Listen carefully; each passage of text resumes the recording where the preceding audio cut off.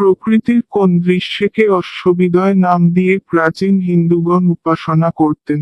Just নিরুক্ততে সে বিষয়ে লিখেছেন তৎক অশ্বিন দেবা পৃথিব ইতি একে, অহরাত্র ইতি একে, সূর্যাচন্দ্রমসৌ ইতি একে, রাজানো পুণ্যকৃত ইতি ঐতিহাসিকা। জাস্কের নিজের মতো যতদূর বোঝা যায় বোধ হয় অর্ধরাত্রির পর ও প্রাতঃকালের পূর্বে যে আলোক ও অন্ধকারে বিজড়িত থাকে তাই অশ্ববিদয়। উষার পূর্বে মিশ্রিত আলোক ও অন্ধকার যদি যমদেব বলে উপাসিত হন তবে তাদের অশ্বি নাম দেওয়া হল কেন? এটি একটি বৈদিক উপম মাত্র।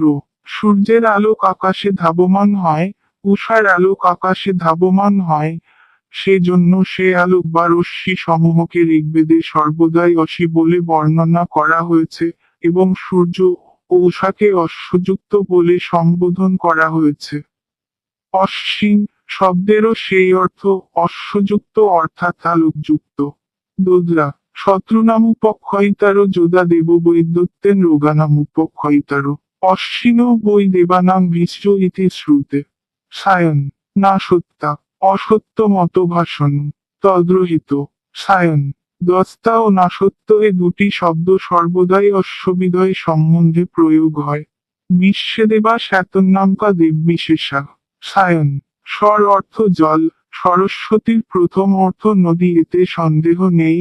আর্যাবর্তে সরস্বতী নামে যে নদী আছে তাই প্রথমে সরস্বতী দেবী বলে পূজিত হয়েছিলেন।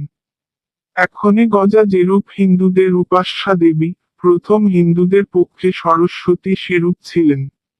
অচিরেই সরস্বতী বানদেবীও হলেন। জাস বলেছেন তত্র সরস্বতী ইতি এতস্য নদীবদিতাবচ্চ নিগমা ভবন্তি। মূল ঋগ্বেদেও সরস্বতীর উভয় প্রকার গুণ লক্ষিত হয়। পুরাকালে সরস্বতী নদীতীরে যজ্ঞ সম্পাদন হতো এবং মন্ত্র উচ্চারিত হতো, ক্রমে সে সরস্বতী নদী সে পবিত্র মন্ত্রের দেবী ও বানদেবী বলে পরিণত হলেন।